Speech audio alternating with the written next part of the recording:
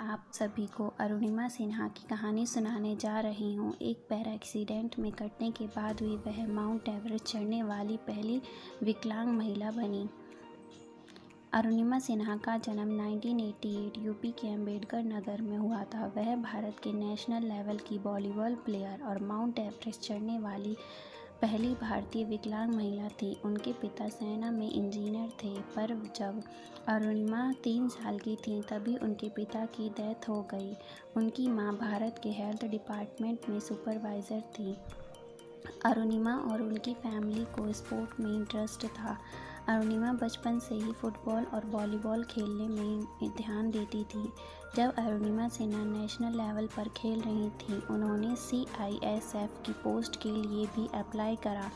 अप्रैल 2011 को CISF के exam के लिए अरुणिमा को दिल्ली जाना था और लखनऊ से दिल्ली जाने वाली ट्रेन पद्मावती एक्सप्रेस में उन्होंने जाने का डिसीज़न लिया। अरुणिमा जब ट्रेन में सफ़र कर रही थी तभी रात के 1 बजे वहाँ कुछ गुंडे आ गए और वहाँ बैठे सभी यात्रियों से छीना झपटी करने लगे। अरुणिमा से उनकी गोल्ड चेन छीनने लगे। अरुणिमा सिन्हा ने के विरोध करने पर गुंडों ने उन्हें चलती ट्रेन से नीचे फेंक दिया और उसी समय दूसरी पटरी पर भी ट्रेन आ रही थी और अरुणिमा ट्रेन से टकराकर नीचे गिर गई। उनका एक पैर कट गया था और चूहे उनका कटा हुआ पैर खा रहे थे। पूरी रात वह दर्द से कराहती रहीं। सुबह कुछ गांव वालों ने उन्हें गांव के ही हॉस्पिटल में एडमिट कर दिया। जब लोगों को पता चला कि वो एक नेशनल प्लेयर हैं तो उनको दिल्ली के एम्स हॉस्पिटल में एडमिट कराया गया।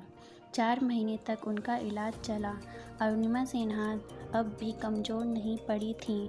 उन्होंने माउंट एवरेस्ट चढ़ने का निर्णय किया और वह भारत की पहली माउंट एवरेस्ट चढ़ने वाली महिला बचेंद्री पाल के पास गईं। बचेंद्री पाल ने अरुणिमा की हालत देख उनको ट्रेनिंग देने से मना कर दिया, लेकिन अरुणिमा का इरादा पक्का था। वो हर हाल में माउंट एवरेस्ट चढ़ना चाहती थीं। उनके इसी कॉन्फिडेंस को देखकर बचेंद्री पाल ने अरुणिमा को ट्रेनिंग देने के लिए हाँ कर दी। अरुणिमा ने 18 महीने की ट्रेनिंग ली और रच दिया इतिहास। अरुणिमा सिन्हा भारत की पहली विकलांग महिला बनी जिसने माउंट एवरेस्ट पर चढ़ाई करी।